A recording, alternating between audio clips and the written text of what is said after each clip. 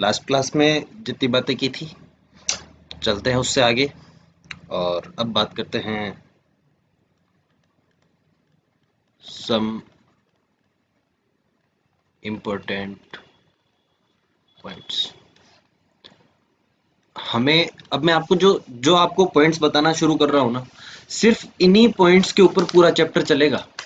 और यही हैं जो पॉइंट्स है ना, बस वही हैं जो आपकी गलती करवाएंगे और वही आपकी हमेशा गलती करवाते रहेंगे। ये बात अपन पिछली क्लास के अंदर देख चुके थे, जिसके अंदर था कि टेन सी टू इक्वल होता है टेन सी एट के। और ये है क्या?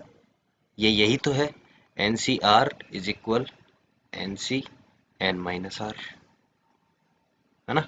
ये बात अपन ने पिछली क्लास में देख ली थी। अब हमें जो बात देखनी है वो ये बात है कि क्या मैं ऐसा लिख सकता हूं कि अगर आपके पास ऐसा लिखा हुआ हो, if N C A is equal N C B, N C A is equal N C B लिखा हुआ हो, तो क्या मैं ऐसा लिख सकता हूं कि ए प्लस बी इक्वल एन होगा?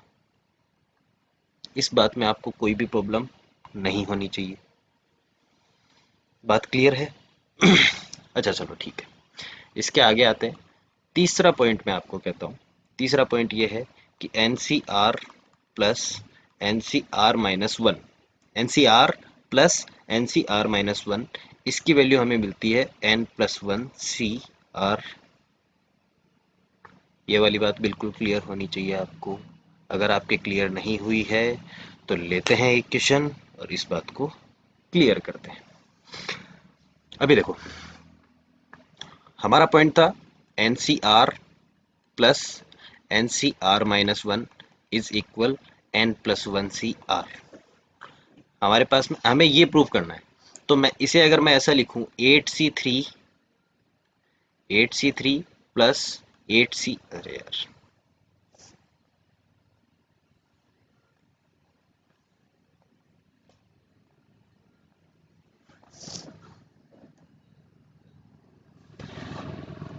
Eight C two is equal, हमें ये प्रूव करना है कि ये होगा नाइन सी आर। आर कौन सा है? ये वाला, nine C three.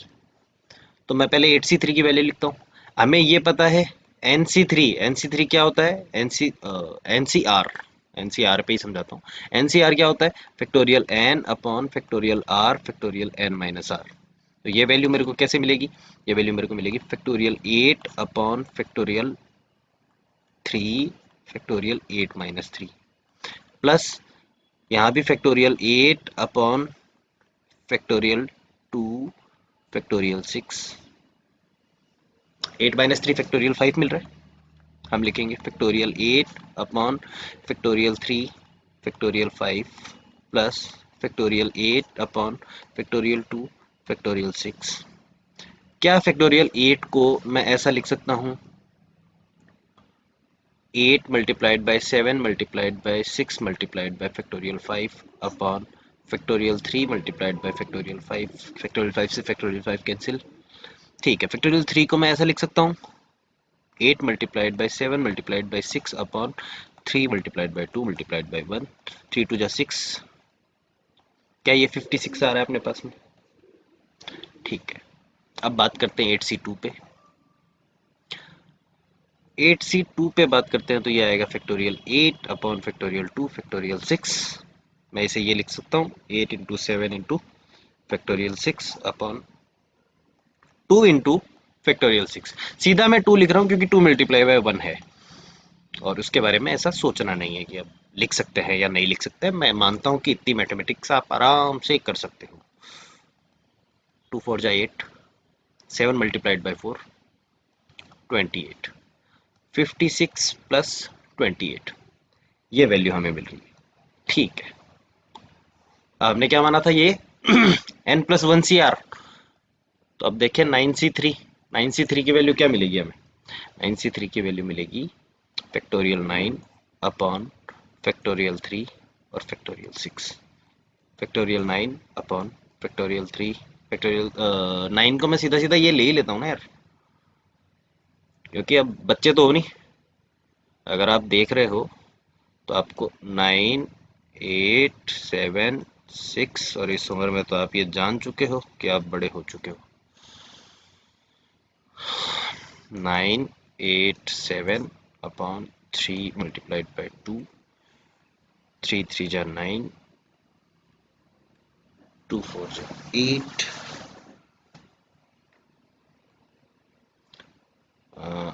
3 multiplied by 4 multiplied by 7।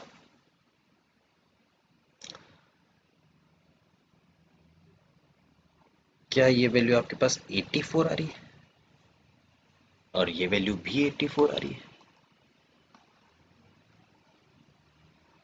इसका मतलब ये दोनों इक्वल है। ये वाली बात बिल्कुल क्लियर है। अब बात करते हैं, मैंने आपको 3 पॉइंट अभी तक लिखा दिए। पहला पॉइंट था N C R is equal N C N minus R. दूसरा पॉइंट था N C A is equal N C B, अगर आपके पास है तो A plus B is equal N होगा। तीसरा पॉइंट है N C are plus N C are minus one is equal N plus one C R. ये 3 point अपन ने लिखा दिए। चौथा पॉइंट जो आपको बताना है वो चौथा पॉइंट ये है कि एनसीआर को ये खरगोश के बच्चों की तरह भी लिखा जा सकता है। ये वाली बात आपके क्लियर दिमाग में होनी चाहिए, क्योंकि यहां दिमाग लगाया जई ने। जई ने एक सवाल पूछा और वो सवाल ये है, इफ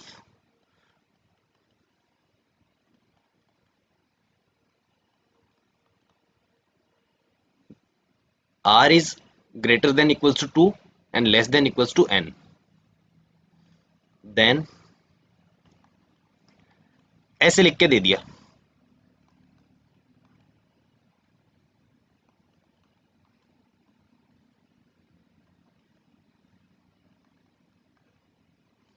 क्या करोगे अब इस क्वेश्चन में?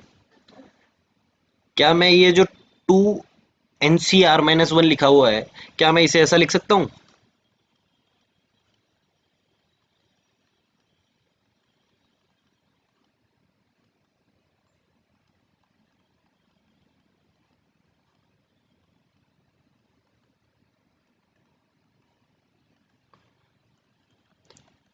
और हमारी जो प्रॉपर्टी है, जो हमारी प्रॉपर्टी है वो क्या है?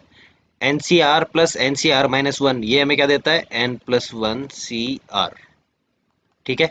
ये क्या है? N C are minus one plus N C are minus two. तो क्या ये भी ऐसी ही कोई बात बोल रहा है? क्या इसे भी आप इसी टर्म में लिख सकते हो ना? N C are plus N C are minus one, तो ये भी हमें क्या देगा? N plus one C R only R ही देगा। और यहाँ पे बात आती है, ये अपने देखो m plus one C are minus one, ऐसा कुछ देगा। N plus one C are plus n plus one C are minus one, ये भी इसी टर्म को लेके अगर आप लिखोगे तो आपको मिलेगा n plus two C r. This will be your answer. इसे आप रिप्रेजेंट खरगोश के बच्चों की तरह कैसे करोगे? N plus two r. Jay ने पूछा ये। बात समझ में आ रही है थोड़ी बहुत? और अगर बात समझ में आ रही है तो अब आगे बात करते हैं।